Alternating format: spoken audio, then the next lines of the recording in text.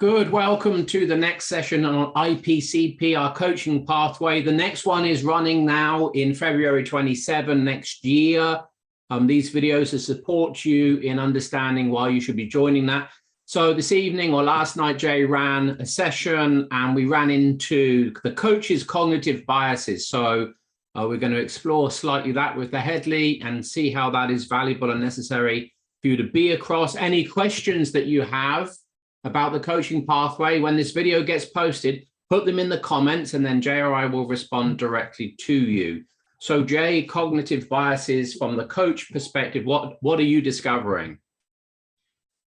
Not so much what I'm discovering. I've known that the coach needs to do the work to get their stuff out the way. Otherwise, that's going to get projected upon the client. What the cohort is really starting to realize is how prevalent that is without the work.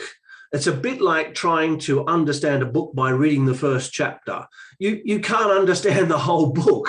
You can't go deeply into it. So a lot of coaches think they know themselves.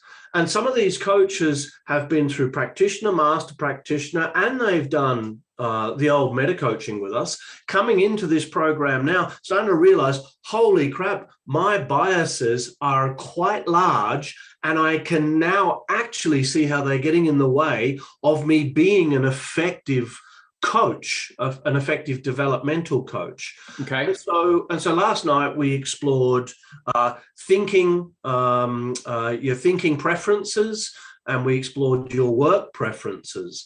And so thinking preferences are, I think we're looking at, do you think in terms of, well, your work preferences are, do you prefer working by yourself or in a team with others? And the important part about that is shared responsibility. Do you like to hold responsibility yourself? Even though you like working with people, then you're likely a group worker than a team worker. If you like working with people and sharing responsibility, then you're definitely a team worker. And if you like to hold responsibility to yourself and you prefer to get things done on your own, then you're definitely individual. And so, you know, we had lots of people who were team oriented, and lots of people who are extremely independent, individual oriented. Well, that's not really going to work for coaching. And as we explored that, people's faces and chins begin to drop, because it's like, oh, that's really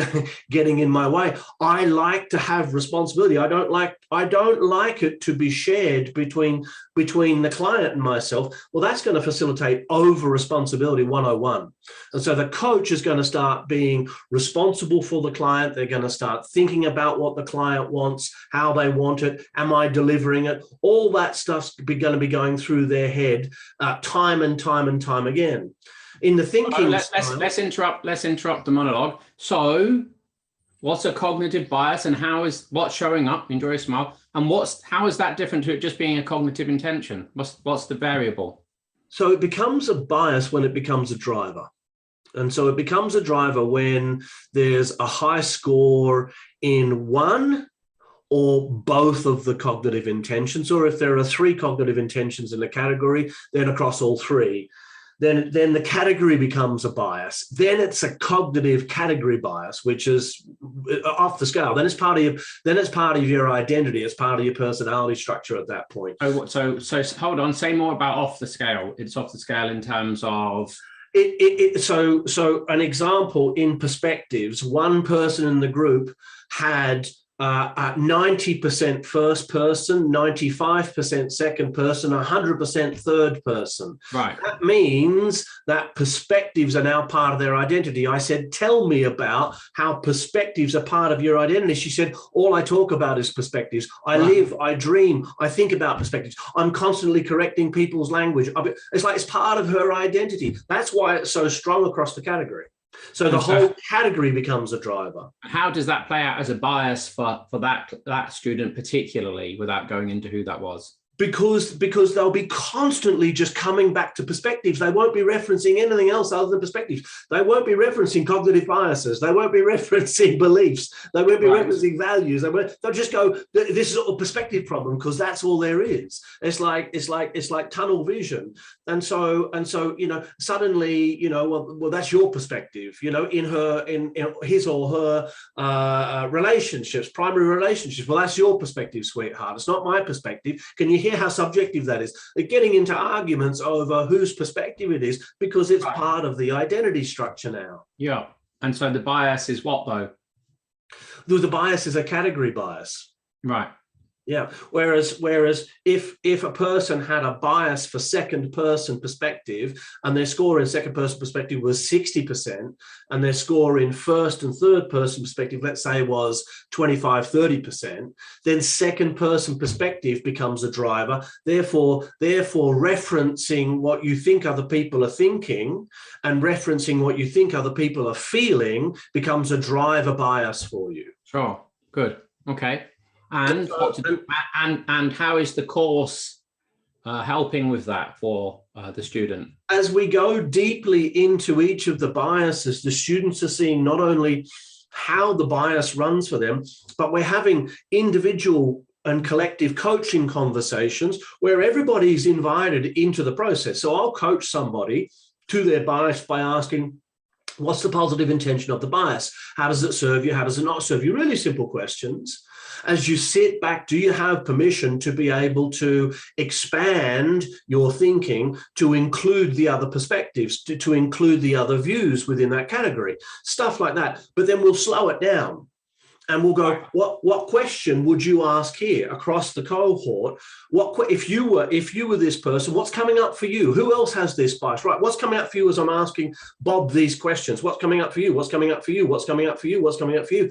And they're sharing, and that person who I'm coaching then's going, that's exactly what's happening for me. Oh my God, what that person said. And so we're collectively learning off, like in a group and team coaching experience, about these biases and how they play out, not only for the person who's being coached or the people who are involved, but also my partner does that. Oh my God, my partner says I do that. So awareness of these biases, unless you're aware of them, you're going to be projecting them onto your client unconsciously, which means you're outside of your awareness, and it seems as though you're being unbiased. But your thinking patterns are directing the very fabric of your thinking, and therefore the fabric of the experience of the coachee who may not share those biases.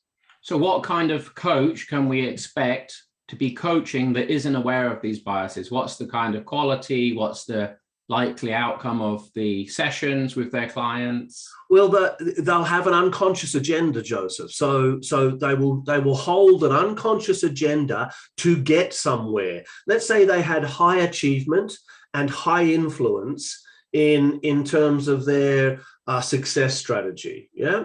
Right. So high achievement means they want an outcome. Yeah. High influence means they want control and influence. If you had that bias and you weren't aware of it, you would be controlling the coaching session toward an outcome that was yours, not theirs. Yeah. And you're not even going to know you're doing it. Yeah. And so I did it. A client once stood up at the end of a coaching session. He looked at me and he said, "Stop trying so fucking hard." Right. He left and never came back. It was the lesson for me that I was holding an agenda. It took me about 2 years to see it, but as I just held on to that, held on to it, it came to me like, that's what was going on. Here's me driving the session with my biases. That kind of thing's going to happen. So as you can hear from our sharing here, we're very keen and we are very invested in making sure that as a coach, and particularly as an accredited coaching room coach, you're across a really clean, pure, and systemic approach to coaching. If that interests you, drop your questions in the comment section, or just really easy, come book on the course for next year, see Harriet. That's it from us. Till next time.